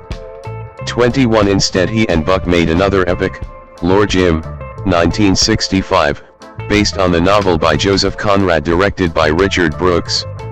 26-35 He and Buck intended to follow this with a biopic of Will Adams 39 and a film about the charge of the Light Brigade, but neither project happened. 40 Instead O'Toole went into What's New Pussycat? 1965, a comedy based on a script by Woody Allen, taking over a role originally meant for Warren Beatty and starring alongside Peter Sellers. It was a huge success. 41 He and Buck helped produce The Party's Over, 1965. O'Toole returned to the stage with Ride a Cockhorse at the Piccadilly Theatre in 1965, which was harshly reviewed. 20 He made a heist film with Audrey Hepburn, How to Steal a Million, 1966, directed by William Wyler. He played the three angels in the All-Star The Bible, in the Beginning. 1966, directed by John Huston. In 1966 at the Gaiety Theatre in Dublin he appeared in productions of Juno and the Peacock and Man and Superman. 20. As King Henry II in The Lion in Winter, 1968. Sam Spiegel, producer of Lawrence of Arabia, reunited O'Toole with Omar Sharif in The Night of the Generals, 1967, which was a box office disappointment. O'Toole played in an adaptation of Noel Coward's Present Laughter for TV in 1968, and had a cameo in Casino Royale, 1967. He played Henry II again in The Lion in Winter, 1968, alongside Katharine Hepburn, and was nominated for an Oscar again, one of the few times an actor had been nominated playing the same character in different films. The film was also successful at the box office. 42 Less popular was Great Catherine, 1968, with Jean Moreau, an adaptation of the play by George Bernard Shaw which Buck and O'Toole co-produced. 2643 in 1969, he played the title role in the film Goodbye, Mr. Chips, a musical adaptation of James Hilton's novella, starring opposite Petula Clark. He was nominated for an Academy Award as Best Actor and won a Golden Globe Award for Best Actor, Motion Picture Musical or Comedy. O'Toole fulfilled a lifetime ambition in 1970 when he performed on stage in Samuel Beckett's Waiting for Godot, alongside Donald McCann, at Dublin's Abbey Theatre. In other films, he played a man in love with his sister, played by Susanna York, in Country Dance, 1970. O'Toole starred in a war film for director Peter Yates, Murphy's War, 1971, appearing alongside Siân Phillips. He was reunited with Richard Burton in a film version of Under Milkwood, 1972, by Dylan Thomas, produced by himself and Buck. Elizabeth Taylor co-starred. The film was not a popular success. 20 He received another Academy Award for Best Actor nomination for his performance in The Ruling Class, 1972, done for his own company. 2620 In 1972, he played both Miguel de Cervantes and his fictional creation Don Quixote in Man of La Mancha, the motion picture adaptation of the 1965 hit Broadway musical, opposite Sophia Loren. The film was a critical and commercial failure, criticized for using mostly non-singing actors. His singing was dubbed by tenor Simon Gilbert 44, but the other actors did their own singing. O'Toole and co-star James Coco, who played both Cervantes's manservant and Sancho Panza, both received Golden Globe nominations for their performances. 1973 to 1999, established actor. O'Toole did not make a film for several years. He performed at the Bristol Old Vic from 1973 to 1974 in Uncle Vanya, Plunder, The Apple Cart and Judgment. He returned to films with Rosebud, 1975, a flop thriller for Otto Preminger, in which O'Toole replaced Robert Mitchum at the last minute. He followed it with Man Friday, 1975, an adaptation of the Robinson Crusoe story, which was the last work from Keep Films. 38 O'Toole made Foxtrot, 1976, directed by Arturo Ripstein. He was critically acclaimed for his performance in Rogue Male, 1976, for British television. 45 He did Dead-Eyed Dicks on stage in Sydney in 1976. 46 Less well received was Power Play, 1978, made in Canada, and Zulu Dawn, 1979, shot in South Africa. 47 He toured Uncle Vanya and Present Laughter on stage. In 1979, O'Toole starred as Tiberius in the controversial Penthouse-funded biopic Caligula, acting alongside Malcolm McDowell, Helen Mirren, and John Gielgud. 48. In 1980, he received critical acclaim for playing the director in the behind-the-scenes film The Stunt Man. 49. His performance earned him an Oscar nomination. He appeared in a mini-series for Irish TV, Strumpet City, in which he played James Larkin. He followed this with another mini-series, Masada, 1981, playing Lucius Flavia Silva. In 1980, He performed in Macbeth at the Old Vic for $500 a week, equivalent to $1,900 in 2024, a performance that famously earned O'Toole some of the worst reviews of his career. 51-52. O'Toole was nominated for another Oscar for My Favorite Year, 1982, a light romantic comedy about the behind-the-scenes at a 1950s TV variety comedy show, in which O'Toole plays an aging swashbuckling film star reminiscent of Errol Flynn. He returned to the stage in London with a performance in Man and Superman, 1982, that was better received than his Macbeth. 53. He focused on television, doing an adaptation of Man and Superman, 1983, Svengali, 1983, Pygmalion, 1984, and Kim, 1984, and providing the voice of Sherlock Holmes for a series of animated TV movies. He played in Pygmalion on stage in 1984 at the West End's Shaftesbury Theatre. 54. O'Toole returned to feature films in Supergirl, 1984, Creator, 1985, Club Paradise, 1986, The Last Emperor, 1987, as Sir Reginald Johnston, and High Spirits, 1988. 55. He appeared on Broadway in an adaptation of Pygmalion, 1987, opposite Amanda Plummer. It ran for 113 performances. He won a Laurence Olivier Award for his performance in Geoffrey Bernard is Unwell, 1989. 56. His other appearances that decade include Uncle Silas, 1989, for television. O'Toole's performances in the 1990s include Wings of Fame, 1990, The Rainbow Thief, 1990, with Sharif, King Ralph, 1991, with John Goodman, Isabel Eberhardt, 1992, Rebecca's Daughters, 1992, in Wales, Civvies, 1992, a British TV series, The Seventh Coin, 1993, Heaven and Hell, North and South, Book 3, 1994, for American TV, and Heavy Weather, 1995, for British TV. He was in an adaptation of Gulliver's Travels, 1996, playing the Emperor of Lilliput, Fairytale, A True Story, 1997, playing Sir Arthur Conan Doyle, Phantoms, 1998, from a novel by Dean Koontz, and Malachi, The Story of Father Damien, 1999. He won a Primetime Emmy Award for his role as Bishop Pierre Cauchon in the 1999 miniseries Joan of Arc. He also produced and starred in a TV adaptation of Geoffrey Bernard is Unwell, 1999. 2000 to 2013, Resurgence and Final Roles. O'Toole's work in the next decade included Global Heresy, 2002, The Final Curtain, 2003, Bright Young Things, 2003, Hitler, The Rise of Evil, 2003, for TV, as Paul von Hindenburg, and Imperium, Augustus, 2004, as Augustus Caesar. In 2004, he played King Priam in Troy.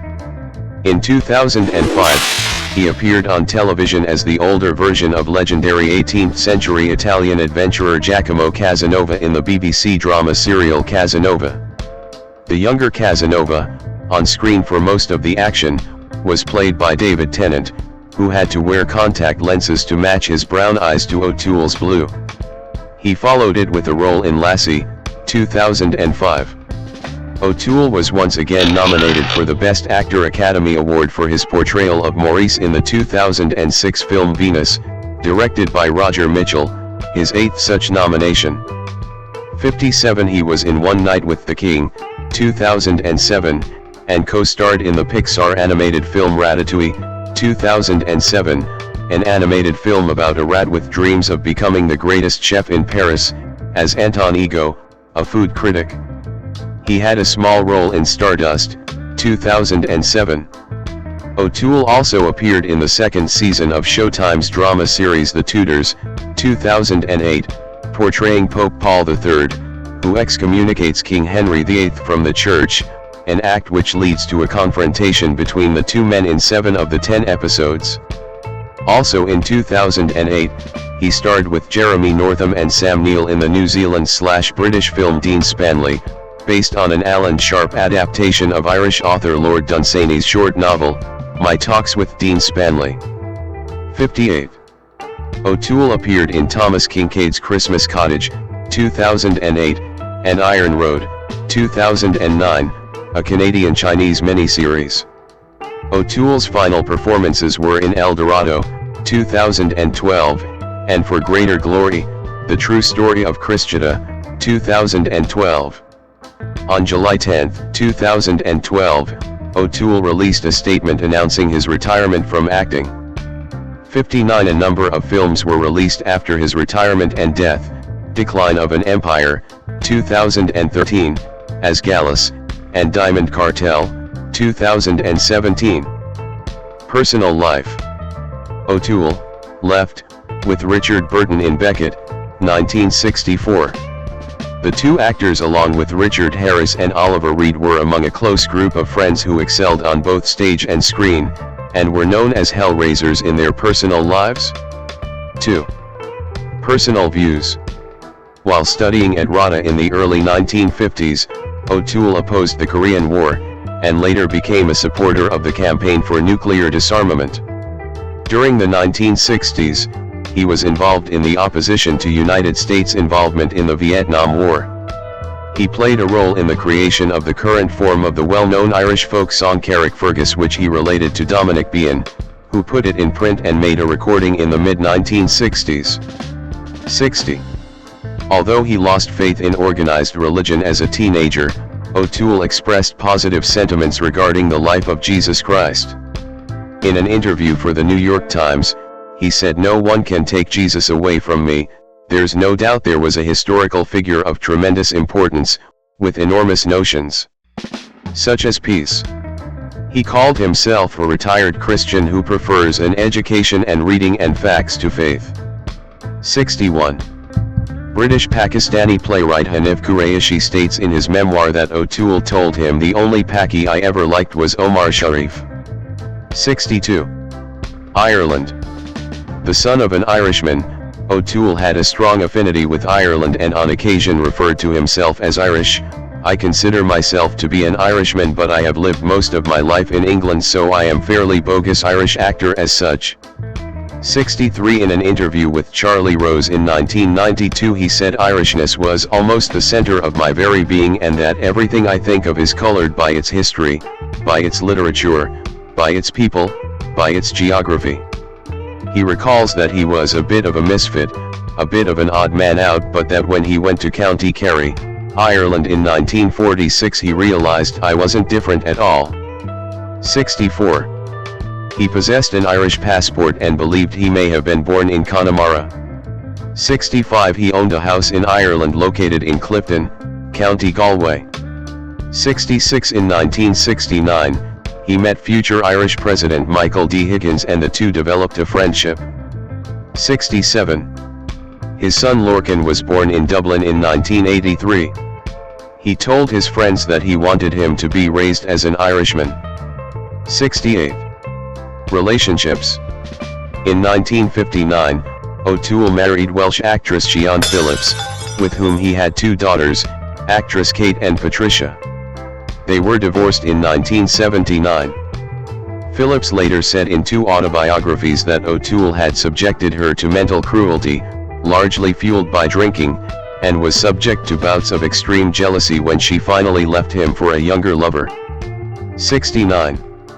O'Toole and his girlfriend, model Karen Brown, had a son, Lorcan O'Toole, born March 17, 1983, when O'Toole was 50 years old. Lorcan, now an actor, was a pupil at Harrow School, boarding at West Acre from 1996. 70. Sports. O'Toole played rugby league as a child in Leeds 71 and was also a rugby union fan, attending Five Nations matches with friends and fellow rugby fans Richard Harris, Kenneth Griffith, Peter Finch, and Richard Burton. He was also a lifelong player, coach, and enthusiast of cricket. 72 and a fan of Sunderland AFC. 73 His support of Sunderland was passed on to him through his father, who was a labourer in Sunderland for many years. 74 He was named their most famous fan. 75 The actor in a later interview expressed that he no longer considered himself as much of a fan following the demolition of Roker Park and the subsequent move to the Stadium of Light. He described Roker Park as his last connection to the club and that everything they meant to him was when they were at Roker Park. 74. Health. Severe illness almost ended O'Toole's life in the late 1970s. His stomach cancer was misdiagnosed as resulting from his alcoholic excess. 76 O'Toole underwent surgery in 1976 to have his pancreas and a large portion of his stomach removed, which resulted in insulin-dependent diabetes. In 1978, he nearly died from a hematologic disease. 77 He eventually recovered and returned to work. He resided on the Skye Road, just outside Clifton, Connemara, County Galway, from 1963, and at the height of his career maintained homes in Dublin, London, and Paris, at the Ritz, which was where his character supposedly lived in the film How to Steal a Million. Citation needed. Interests and influences. In an interview with NPR in December 2006, O'Toole revealed that he knew all 154 of Shakespeare's sonnets. A self-described romantic, O'Toole said of the sonnets that nothing in the English language compares with them, and that he read them daily. In Venus, 2006, he recites Sonnet 18, "Shall I compare thee to a summer's day?" 78. O'Toole wrote 2 memoirs. Loitering with Intent, the child chronicles his childhood in the years leading up to the Second World War, and was a New York Times Notable Book of the Year in 1992. His second, Loitering with Intent, The Apprentice, is about his years spent training with a cadre of friends at RADA. Citation needed. O'Toole was interviewed at least 3 times by Charlie Rose on his eponymous talk show. In a January 17, 2007 interview, O'Toole stated that British actor Eric Porter had most influenced him, adding that the difference between actors of yesterday and today is that actors of his generation were trained for theater, theater, theater. He also believes that the challenge for the actor is to use his imagination to link to his emotion and that good parts make good actors. However, in other venues, including the DVD commentary for Beckett, O'Toole credited Donald Woolfett as being his most important mentor. 79. Death and Legacy. O'Toole's memorial plaque in St. Paul's Church in Covent Garden, London. O'Toole retired from acting in July 2012 owing to a recurrence of stomach cancer. 80 He died on December 14, 2013 at the Wellington Hospital in St. John's Wood, London, at the age of 81. 81 His funeral was held at Golders Green Crematorium in London on December 21, 2013, where his body was cremated in a wicker coffin. 82 His family stated their intention to fulfill his wishes and take his ashes to the west of Ireland. 83. On May 18, 2014, a new prize was launched in memory of O'Toole at the Bristol Old Vic Theatre School. This includes an annual award given to 2 young actors from the school, and a professional contract. 84 He has a memorial plaque in St. Paul's, the Actors' Church in Covent Garden, London. 85. On April 21, 2017, the Harry Ransom Center at the University of Texas at Austin announced that Kate O'Toole had placed her father's archive at the Humanities Research Center. 86 The collection includes O'Toole's scripts, extensive published and unpublished writings, props, photographs, letters, medical records, and more. It joins the archives of several of O'Toole's collaborators and friends, including Donald Woolfett, Eli Wallach, Peter Glenville, Sir Tom Stoppard, and Dame Edith Evans. 87-88. Acting credits and accolades. Main articles: Peter O'Toole on screen and stage and list of awards and nominations received by Peter O'Toole. O'Toole was the recipient of numerous nominations and awards. He was offered a knighthood but rejected it in objection to Prime Minister Margaret Thatcher's policies. 89 He received 4 Golden Globe Awards, 1 BAFTA Award for Best British Actor, for Lawrence of Arabia, and 1 Primetime Emmy Award. Academy Award nominations.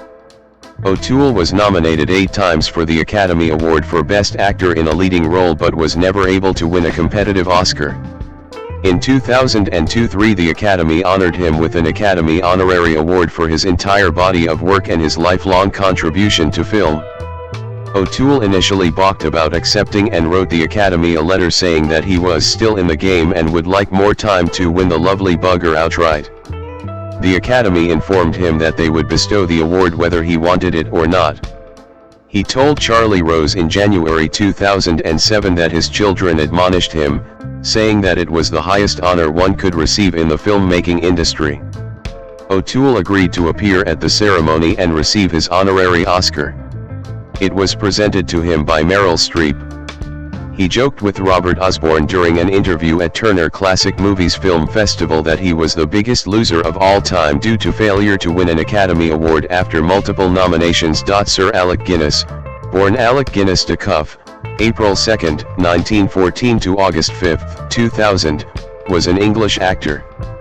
In the BFI listing of the 100 most important British films of the 20th century, he was the single most noted actor, represented across 9 films, 6 in starring roles and 3 in supporting roles, including 5 directed by David Lean and 4 from Ealing Studios. He won an Academy Award, a BAFTA, a Golden Globe and a Tony Award. In 1959, he was knighted by Queen Elizabeth II for services to the arts. He received a star on the Hollywood Walk of Fame in 1960, the Academy Honorary Award for Lifetime Achievement in 1980 and the BAFTA Academy Fellowship Award in 1989. Guinness began his stage career in 1934. 2 years later, at the age of 22, he played the role of Osric in Hamlet in the West End and joined the Old Vic. He continued to play Shakespearean roles throughout his career. He served in the Royal Naval Reserve during the Second World War and commanded a landing craft during the invasion of Sicily and Elba. Along with Laurence Olivier, John Gielgud, and Ralph Richardson, he was one of the great British theatre actors who made the transition to films after the war, making his name in 6 Ealing comedies, starting in 1949 with both A Run for Your Money and Kind Hearts and Coronettes, in which he played 8 different characters. He went on to lead roles in 1951 with The Man in the White Suit and The Lavender Hill Mob, for which he received his first Academy Award nomination for Best Actor, then in 1955 with The Lady Killers, and culminating in 1957 with Barnacle Bill. Guinness collaborated 6 times with director David Lean, as Herbert Pocket in Great Expectations, 1946, Fagin in Oliver Twist, 1948, Col. Nicholson in The Bridge on the River Kwai, 1957, for which he won both the Academy Award and the BAFTA Award for Best Actor, Prince Faisal in Lawrence of Arabia, 1962, General Yevgraf Zhivago in Dr. Zhivago, 1965, and Professor Godbole in A Passage to India, 1984. In 1970, Guinness played Jacob Marley's ghost in Ronald Neam's Scrooge. He also portrayed Obi-Wan Kenobi in George Lucas's original Star Wars trilogy, which brought him further recognition. For his performance in the original 1977 film, he was nominated as Best Supporting Actor for the Academy Award and Golden Globe. Guinness's later life was closely associated with his definitive depiction of the leading role of George Smiley in the BBC television series Tinker, Tailor, Soldier, Spy, and Smiley's People by John L. E. Kerr. Life and career. Early years and education. 155 Lauderdale Mansions South in Maida Vale, West London, where Guinness was born. Guinness was born Alec Guinness de Cuff at 155 Lauderdale Mansions South 1 Lauderdale Road, in Maida Vale, London. His mother's maiden name was Agnes Cuff. She was born on December 8, 1890 to Edward Charles Cuff, a sometime lifeguard at Bournemouth who had served in the Royal Navy 3, and Mary Ann, née Benfield, of a family of stonemasons and publicans. On Guinness's birth certificate, his mother's name is given as Agnes de Cuff. The infant's name, where first names only are placed, is given as Alec Guinness, and there are no details for the father. 4. The identity of Guinness's father has never been officially confirmed. 5. Agnes Cuff had worked at Cowes on the Isle of Wight as a barmaid at the Royal Yacht Squadron Clubhouse at the time of the Cowes Regatta in 1913, which was attended by several members of the Guinness family including Edward Guinness, 1st Earl of Iviac, and his sons Ernest and Walter. Members of the Guinness family claimed a distinct resemblance between Alec and one or other of the Guinnesses at Cowes that year. Honor Guinness, who made Alec's acquaintance in 1950 and invited him to tea with his cousin, later visiting Alec's family with photo albums and diaries to point out the similarities she perceived, believed either her uncle Ernest or his brother Walter, a celebrated seducer, was Alec's father, while her cousin Lindy considered Alec to closely resemble her father. Lol. 6. From 1875, under English law, when the birth of an illegitimate child was registered, the father's name could be entered on the certificate only if he was present and gave his consent. Guinness himself believed that his father was a Scottish banker, Andrew Geddes, 1861 to 1928, who paid for Guinness's boarding school education at Pembroke Lodge, in Southbourne, and Robo-Ruff, in Eastbourne. Geddes, who with a round face and sticking out ears bore a resemblance to Guinness and believed himself to be his father. 7. Occasionally visited Guinness and his mother, posing as an uncle. 8. Guinness's mother later had a 3-year marriage to a Scottish Army captain named Stephen, whose behavior was often erratic or even violent. 9-10. Early career. Guinness at the Old Vic Theatre, London in 1938. Joining the company in 1936, early roles include Boyet in Love's Labour's Lost, L.E. Bow in As You Like It, and Osric in Hamlet. 11. Guinness first worked writing advertising copy. His first job in the theatre was on his 20th birthday, April 2, 1934, while he was a student at the Fay Compton Studio of Dramatic Art, in the play Libel, which opened at the Old King's Theatre, Hammersmith, and then transferred to the West End's Playhouse, where his status was raised from a walk-on to understudying 2 lines, and his salary increased to £1 a week. 12-13 He appeared at the New Theatre in 1936 at the age of 22, playing the role of Osric in John Gielgud's successful production of Hamlet. Also in 1936, Guinness signed on with the Old Vic, where he was cast in a series of classic roles. 14 In the later 1930s, he took classes at the London Theatre Studio. 15 In 1939, he took over for Michael Redgrave as Charleston in a roadshow production of Robert Ardrey's Thunder Rock. 16 At the Old Vic, Guinness worked with many actors and actresses who became his friends and frequent co-stars in the future, including Gielgud, Ralph Richardson, Peggy Ashcroft, Anthony Quayle, and Jack Hawkins. An early influence was film star Stan Laurel, whom Guinness admired. 17. Guinness continued playing Shakespearean roles throughout his career. In 1937, he played Amerla in Richard II and Lorenzo in The Merchant of Venice under the direction of John Gielgud. He starred in a 1938 production of Hamlet which won him acclaim on both sides of the Atlantic. 14. He also appeared as Romeo in a production of Romeo and Juliet, 1939, Malvolio in Twelfth Night, and as Exeter in Henry V in 1937, both opposite Laurence Olivier, and Ferdinand in The Tempest, opposite Gielgud as Prospero. In 1939, he adapted Charles Dickens's novel Great Expectations for the stage, playing Herbert Pocket. The play was a success. One of its viewers was a young British film editor, David Lean, who later had Guinness reprise his role in Lean's 1946 film adaptation of the novel. 18. Second World War. Guinness served in the Royal Navy Volunteer Reserve in the Second World War, initially as a seaman in 1941, before receiving a commission as a temporary sub-lieutenant on April 30, 1942 and a promotion to temporary lieutenant the following year.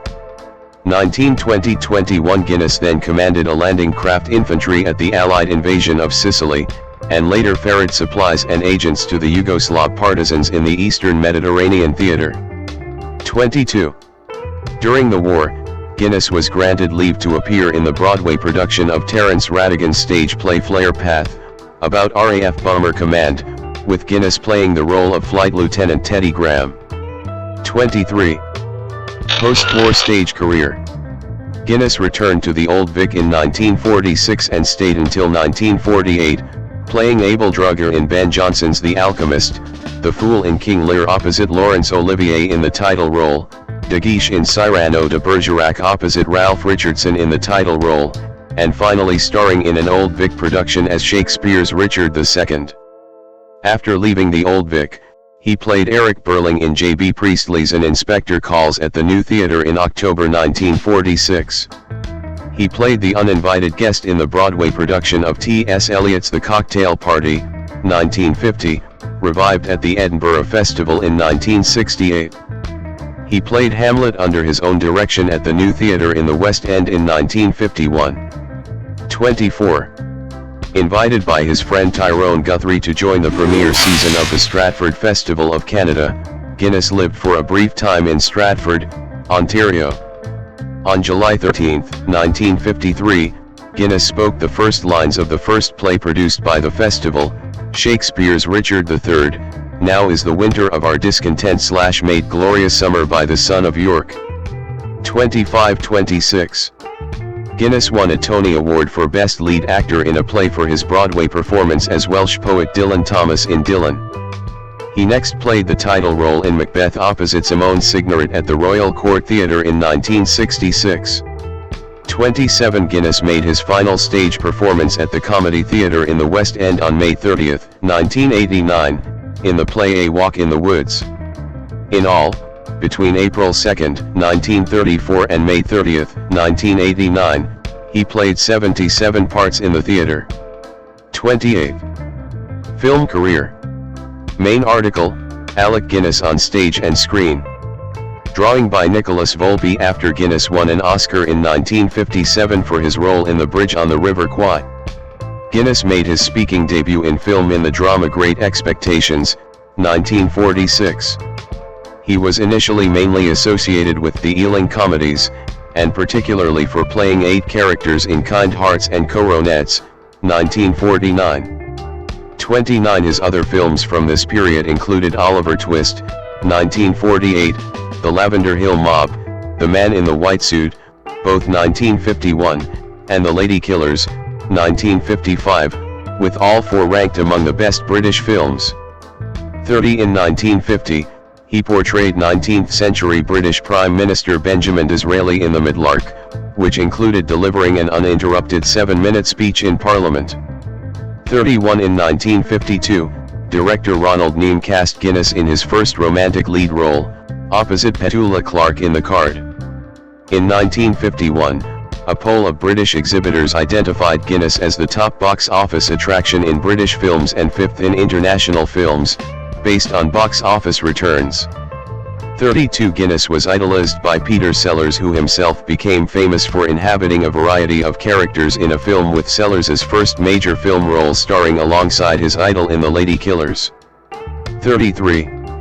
Guinness's other notable film roles of this period included The Swan, 1956, with Grace Kelly, in her penultimate film role, and The Horse's Mouth, 1958, in which Guinness played the part of drunken painter Gully Jimson, and for which he also wrote the screenplay, which was nominated for an Academy Award. Guinness' desire to make The Horse's Mouth led to a break with the Rank organization, who refused to fund it, with the actor claiming John Davis, head of Rank, told me that I was a funny man and if I ever made a serious film it would finish me off. 34. He played the lead in Carol Reed's Our Man in Havana, 1959, Marcus Aurelius in The Fall of the Roman Empire, 1964, Lieutenant General Yevgraf Andreevich Zhivago in Dr. Zhivago, 1965, The Quiller Memorandum, 1966, Marley's Ghost in Scrooge, 1970, Charles I in Cromwell, 1970, Pope Innocent III in Franco Zeffirelli's Brother Sun, Sister Moon, 1972, and the title role in Hitler, The Last 10 Days, 1973, which he considered his best film performance, though critics disagreed. 35 Another role that is sometimes referred to as one he considered his best, and is also considered so by many critics, is that of Major Jock Sinclair in Tunes of Glory, 1960. Guinness also played the role of Jamesir Bensinmum, the blind butler, in the 1976 Neil Simon film Murder by Death. 36. David Lean. Guinness with Rita Tushingham in Dr. Zhivago, 1965. Guinness won particular praise for his collaborations with director David Lean, which today represent his most critically acclaimed work. After appearing in Lean's Great Expectations and Oliver Twist, he was given a starring role opposite William Holden in The Bridge on the River Kwai. For his performance as Colonel Nicholson, the unyielding British POW commanding officer, Guinness won both the Academy Award for Best Actor and BAFTA Award for Best Actor. Guinness, foreground, third from right, with Peter O'Toole, left, and Omar Sharif in Lawrence of Arabia.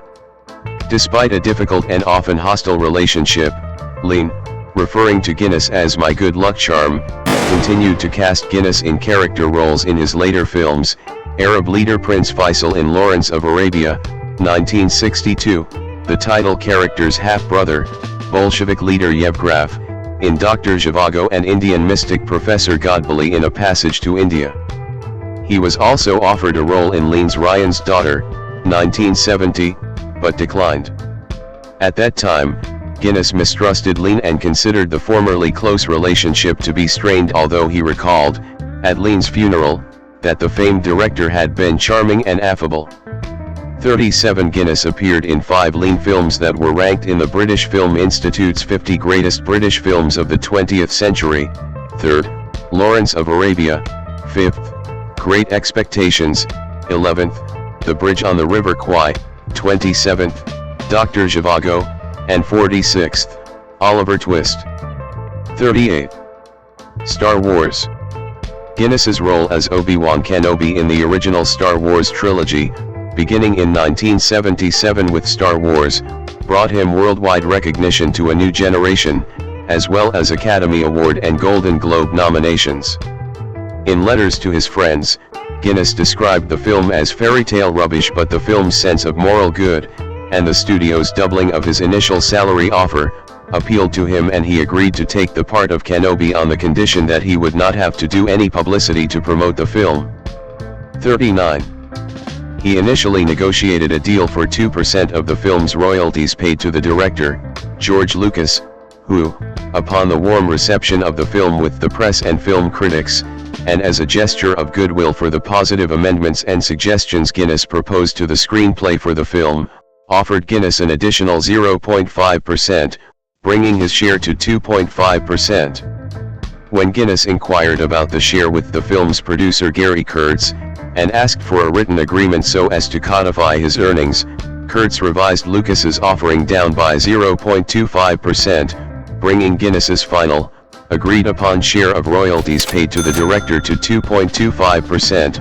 Lucas received 1/5 of the overall box office takings, which would take Guinness's share of the overall box office to 1.8%. 40-41. Upon his first viewing of the film, Guinness wrote in his diary, "It's a pretty staggering film, as spectacle and technically brilliant. Exciting, very noisy, and warm-hearted. The battle scenes at the end go on for 5 minutes too long, I feel, and some of the dialogue is excruciating and much of it is lost in noise, but it remains a vivid experience." 42. Guinness soon became unhappy with being identified with the part and expressed dismay at the fan following that the Star Wars trilogy attracted. In the DVD commentary of the original Star Wars, Lucas says that Guinness was not happy with the script rewrite in which Obi-Wan is killed. Guinness said in a 1999 interview that it was actually his idea to kill off Obi-Wan, persuading Lucas that it would make him a stronger character and that Lucas agreed to the idea. Guinness stated in the interview, "What I didn't tell Lucas was that I just couldn't go on speaking those bloody awful, banal lines. "I'd had enough of the mumbo-jumbo." He went on to say that he shriveled up every time Star Wars was mentioned to him. 43. Although Guinness disliked the fame that followed and he did not hold the work in high esteem, 42 Lucas and fellow cast members Mark Hamill, Harrison Ford, Carrie Fisher, Kenny Baker, and Anthony Daniels have spoken highly of his courtesy and professionalism, on and off the set. Lucas credited him with inspiring the cast and crew to work harder, saying that Guinness contributed significantly to achieving completion of the filming. Guinness was quoted as saying that the royalties he obtained from working on the films gave him no complaints. "Let me leave it by saying I can live for the rest of my life in the reasonably modest way I am now used to, that I have no debts and I can afford to refuse work that doesn't appeal to me."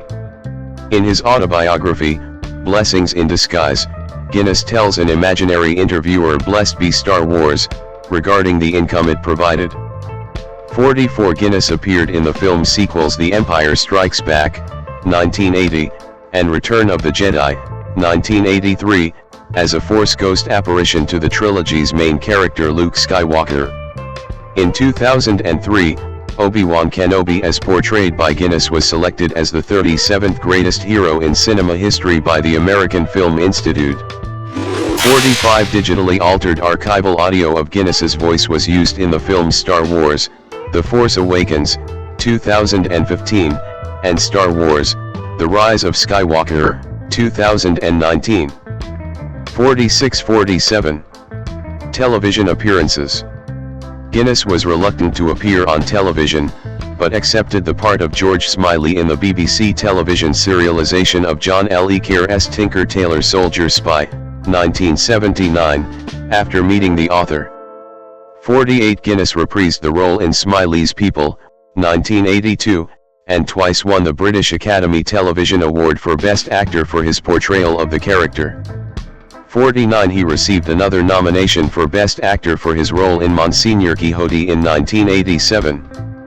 51 Of Guinness's last appearances was in the BBC drama Eskimo Day, 1996, Manuel Antonio Rodolfo Quinn Oaxaca, April 21, 1915 to June 3, 2001, known as Anthony Quinn, was an American actor. He was known for his portrayal of earthy, passionate characters marked by a brutal and elemental virility, won in over 100 film, television, and stage roles between 1936 and 2002. He was a two-time Academy Award winner, and was also nominated for 5 Golden Globe Awards, 2 BAFTA Awards and a Tony Award. Quinn was born in Chihuahua City, Mexico, and was raised in El Paso, Texas and East Los Angeles. 2 After stints as a boxer and an architect. 3 He made his film debut in the Cecil B. DeMille western The Plainsman in 1936. Initially typecast as a heavy and playing other minor parts as well, he was gradually cast in more substantial parts, including co-starring roles in Blood and Sand, 1941, and The Oxbow Incident, 1943. He won his first Oscar, for Best Supporting Actor, for his portrayal of Eufemio Zapata in Viva Zapata. 1952, becoming the first Mexican-born performer to win an Academy Award. He received his second Oscar in 1957 for Lust for Life. He would be nominated for Best Actor twice more, for his roles in Wild is the Wind, 1958, and Zorba the Greek, 1964. 4-5 His other notable